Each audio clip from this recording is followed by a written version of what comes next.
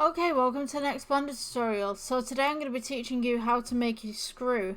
So let's go ahead and delete the default cube. We'll go to add. Let's go ahead with a circle. I'm just going to press 1. Press 7 even. Let's go to edit mode. Just press F for fill. And back to object mode. And essentially what you want to do is go Shift D.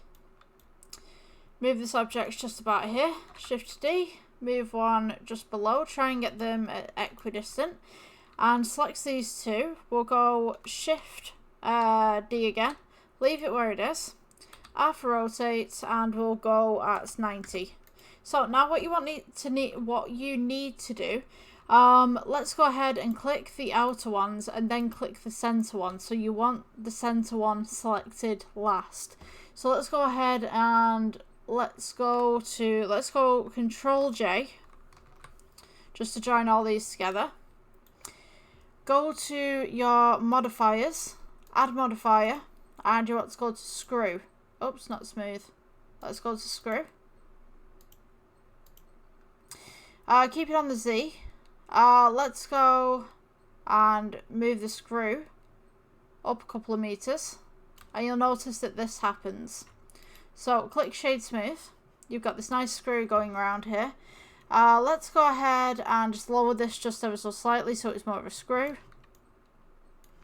And all you want to do is this option right here, which I can never pronounce, iterations. Let's go ahead and just add some iterations to this. So you can go up and up and up.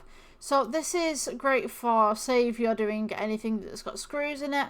And this is also great for rope as well, if you're doing anything that's got rope in it. So, I mean, the only thing that you can really add to this is just go new. And you can add a nice silver, turn up metallic. Make sure that your render engine is from Eevee to Cycles. And you should have this nice little screw look with some metal. I hope you guys enjoyed the tutorial, and I will see you in the next one. Thank you for watching. Bye.